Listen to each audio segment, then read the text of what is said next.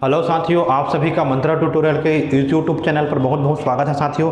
चलिए साथियों, हम लोग समावेशी शिक्षा का बाल मनोविज्ञान की क्लास प्रारंभ किए थे साथियों। समावेशी शिक्षा के अंदर हम बाल मनोविज्ञान की कक्षाएं प्रारंभ किए हैं। उसके अंतर्गत हम लोग साथियों जो छात्रा और अधीक्षक का पेपर होने वाला है उसके हम लोग इंपॉर्टेंट क्वेश्चन को देखने वाले हैं, इंपॉर्टेंट टॉपिक को देखने वाले हैं। चलिए साथियों, सीधा हम वीडियो को स्टार्ट करते हैं। समावेशी शिक्षा के अंतर्गत हमारा जो आज का टॉपिक है साथियों वह है विकलांग बालक। और विकलांग बालक क्या होता है साथियों, उसको जानने का प्रयास करते हैं। देखिए, विकलांग बालक क्या होता है। विकलांग बालक, किस बालक को हम लोग विकलांग कहेंगे। देखिए साथियों, कुछ बालकों में जन्म से शरीर के किसी अंग में दोष होता है। मतलब कुछ बालक ऐसे होते हैं साथियों जिसका जन्म से उनके शरीर में कुछ ना कुछ क्या होता है साथियों, दोष होता है। बाद में वो दोष जो है किसी बीमारी या किसी दुर्घटना या आघात या चोट लग जाने के कारण उनके शरीर के अंग में दोष आ जाता है। ऐसे बालकों को हम क्या कहते हैं, विकलांग बालक कहते हैं। उन बालक को हम लोग क्या कहेंगे साथियों, विकलांग बालक कहते हैं। देखिए, कुछ बालकों में जन्म से शरीर के किसी भी अंग में दोष होता है, जैसे वो बाद में जाके किसी बीमारी का रूप ले लेता है, किसी दुर्घटना का रूप ले लेता है, या आघात होता है या चोट लगने के कारण, किसी भी कारण ये उनके शरीर में क्या हो जाता है, अंग में दोष बन जाता है। ऐसे बालकों को हम लोग क्या कहते हैं साथियों, विकलांग बालक कहते हैं। ठीक, क्लियर हुआ। अब आगे देखो, क्रो एंड क्रो के अनुसार एक व्यक्ति जिसमें कोई इस प्रकार का शारीरिक दोष होता है, एक व्यक्ति जिसमें इस प्रकार का कोई शारीरिक दोष होता है जो किसी भी रूप में उसे सामान्य क्रियाओं में भाग लेने से रोकता है। मतलब ऐसा जो व्यक्ति है, इस प्रकार का दोष वाला व्यक्ति, वो सामान्य क्रिया में भाग लेने में क्या करता है, उसे रोकता है, उसे उसका मन जवाब नहीं देता है या उसे सीमित रखता है, तो हम उसे क्या कह सकते हैं साथियों, विकलांग व्यक्ति कह सकते हैं। ऐसा किनका मानना है, क्रो एंड क्रो के अनुसार है। एक व्यक्ति जिसमें कोई इस प्रकार का शारीरिक दोष होता है जो किसी भी रूप में उसे सामान्य क्रियाओं में भाग लेने से रोकता है या उसे सीमित रखता है, हम उसे क्या कहेंगे साथियों, विकलांग बालक कह सकते हैं या विकलांग व्यक्ति कह सकते हैं। ऐसा क्रो एंड क्रो का कहना है। चलिए आगे देखते हैं। अब देखो साथियों, आगे बढ़ते हैं।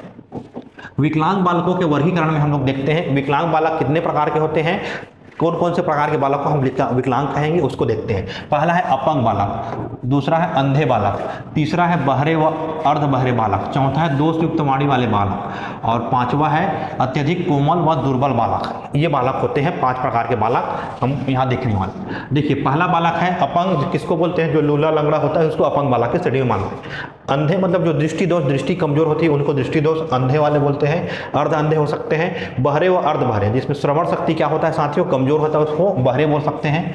दोष युक्त वाणी वाले में हकलाना तुतलाना वाले को हम लोग क्या बोलेंगे साथियों, दोष युक्त वाणी वाले बोलते हैं, हकलाना तुतलाना। ठीक है। कोमल, अत्यधिक कोमल होते हैं कोई व्यक्ति, रक्त की कमी होती है, शक्तिहीन होता है, कमजोरी आ जाता है बच्चों में, पाचन क्रिया में उनकी गड़बड़ी होता है, तो इसको बोलते हैं हम लोग अत्यधिक कोमल व दुर्बल बालक की श्रेणी में हम लोग मानते हैं। ठीक, तो अपंग, अंधे, बहरे व अर्ध बहरे, दोष युक्त वाणी युक्त, अत्यधिक कोमल व दुर्बल बालक। ठीक, अगला हम यहाँ देखने वाले साथियों, अब इन बालकों को हम लोग कैसे शिक्षित कर सकते हैं, इन बालकों को किस प्रकार से शिक्षा दी जाए, चाहे वो घर में हो चाहे स्कूल में हो, दोनों स्थिति में हम कैसे उनको शिक्षित कर सकते हैं और उनकी शिक्षा हम लोग कैसे आगे बढ़ा सकते हैं। तो देखो, पहला है अपंग बालकों की शिक्षा। पहला पॉइंट, अपंग बालकों की शिक्षा हम कैसे कर सकते हैं, डॉक्टरों या विशेषज्ञों की राय ले सकते हैं। पहला पॉइंट तो ये है, डॉक्टरों या विशेषज्ञों की राय लेकर के हम उनकी शिक्षा को प्रारंभ कर सकते हैं। उनकी संभव हो चिकित्सा हेतु साधनों का प्रयोग कर सकते हैं, जितना संभव हो सके उनका चिकित्सा करके, डॉक्टरों की सलाह लेके या चिकित्सा सामग्री का उपयोग करके हम क्या कर सकते हैं, उनकी पढ़ाई को स्टार्ट कर सकते हैं। अगला, उनको हम क्या करें, मानसिक विकास के पूर्ण अवसर प्रदान करें। उनको हम क्या करें साथियों, मानसिक विकास के पूर्ण अवसर प्रदान करें। उपयुक्त शिक्षा दें, व्यावसायिक शिक्षा पाठ्यक्रम में शामिल करें और जो पढ़ाई है उसको रुचिकर बनाए, रोचक बनाए। ये काम हम लोग कर सकते हैं किसके लिए, जो अपंग बालक है। डॉक्टरों या विशेषज्ञों की राय ले सकते हैं, पहला पॉइंट। दूसरा पॉइंट, किसी संभव चिकित्सा साधन का प्रयोग कर सकते हैं। तीसरा पॉइंट, मानसिक विकास के उन बच्चों को हमको क्या देना है साथियों, पूरा अवसर देना है। उसके अलावा उपयुक्त शिक्षा करना है, व्यावसायिक शिक्षा हो सके तो उपलब्ध कराना है, पाठ्यक्रम को हमको सरल करना है, रोचक बनाना है। ये काम हम लोग कर सकते हैं अपंग बालक के लिए। चलिए आगे बढ़े, क्लियर होगा यहाँ तक के। चलो आगे बढ़ते हैं। अंधे व अर्ध अंधे बालकों की शिक्षा, अंधे व अर्ध अंधे बालकों की शिक्षा। देखिए, इसमें हम क्या करेंगे साथियों, ब्रेल लिपि। देखो, हम लोग जानते हैं जो पूर्ण अंधे होते हैं उनके लिए ब्रेल लिपि शिक्षा अलग से कराया जाता है, उनके लिए अलग विश्वविद्यालय की स्थापना है, अलग विद्यालय की स्थापना की गई है। तो ये तो क्लियर हो गया। अब अर्ध अंधों का उपचार हम क्या कर सकते हैं, अर्ध अंधों की उपचार की व्यवस्था करें। कक्षा में उनके लिए क्या करें, पर्याप्त रोशनी की वगैरह की व्यवस्था कर दें। पुस्तक पकड़ने की आदत डालो, पुस्तक को कैसे पकड़ते हैं उनकी हम आदत डलवा ले, किस प्रकार से पकड़ना है और कक्षा में उनको हम क्या करें साथियों, आगे बढ़ाएंगे। तो ये हो सकता है तरीका कि अर्ध अंधे और अंधे बालक की हम शिक्षा प्राप्त करा सकते हैं। अर्ध अंधे के लिए ये व्यवस्था होगी, बाकी पूर्ण अंधों के लिए ब्रेल लिपि व्यवस्था है शिक्षण पद्धति में ना, उसको ध्यान रखेंगे। अर्ध अंधों का उपचार की व्यवस्था करा सकते हैं जितना संभव हो सके।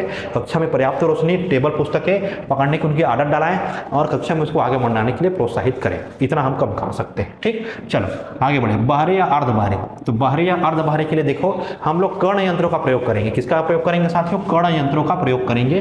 कान में जो यंत्र होता है जिससे उसको सुनाई दे, जिससे बहरापन उसमें कमी आ जाए। अलग विद्यालय हम लोग व्यवस्था कर सकते हैं गूंगे बहरों के लिए, ये किया जा सकता है। ये बहुत अच्छा प्रयास होगा। अलग विद्यालय अगर गूंगे बहरों के लिए हो जाए तो बहुत बढ़िया होगा। साधारण बालक के साथ पढ़ाने के लिए थोड़ा सा दिक्कत का सामना करना पड़ता है, तो अगर साधारण बालक के साथ बैठा है तो उनको सामने बैठाए, थोड़ा जोर से आवाज में बोले, उनके साथ प्रेम पूर्वक व्यवहार करें। तो ऐसा तरीका हम लोग बहरे और अर्ध बहरे के साथ हम लोग प्रयोग में ला सकते हैं। ठीक, क्लियर हुआ? चलिए आगे बढ़ते हैं। अब देखो अगला है दोष युक्त वाणी वाले बालकों की शिक्षा।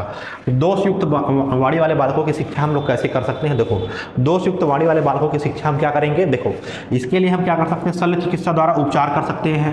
दोष युक्त वाणी वालों के लिए शल्य चिकित्सा, जिसमें दोष है, आवाज में कुछ हकलाना तोतलाना है, उनमें हम लोग शल्य चिकित्सा का उपयोग कर सकते हैं ना, चिकित्सा के द्वारा कर सकते हैं। देखो उनका जो अशुद्ध उच्चारण है या तुतला रहा है उसको हमको प्यार से ठीक करना है, प्यार से उसके साथ बातचीत करना है, ऐसा डांटना फटकारना नहीं है ना। तो उस अशुद्ध उच्चारण वाले को प्यार से ठीक से समझाना पड़ेगा। उसके अलावा उनको ना चिढ़ाना है ना हंसना चाहिए उनके ऊपर, उनको हंसना चिढ़ाना नहीं है, ताकि वो सीखने का प्रयास करना फिर बंद कर सकता है। तो चिढ़ाना हंसना ये सब नहीं करना है। घर का वातावरण दोषपूर्ण ना हो, जो घर का उसका माहौल है वो अच्छा होना चाहिए। तो ये भी मैटर करता है दोष युक्त वाणी वाले बालकों की शिक्षा के लिए। इसको हमको ध्यान में रखना पड़ेगा। ठीक है, क्लियर हुआ यहाँ तक के? चलो आगे देखते हैं कोमल व निर्बल बालकों की शिक्षा। अब यहाँ पर साथियों कोमल व निर्बल बालकों की शिक्षा हमको कैसे देनी चाहिए? देखिए ये इन लोग को सबसे पहले तो जो कोमल है मतलब उनके शारीरिक रूप से कमजोर है साथियों, कहने का मतलब ये है, तो निर्बल है, तो इनको पौष्टिक भोजन देना चाहिए। नियमित भोजन, नियमित इनका क्या होना चाहिए साथियों?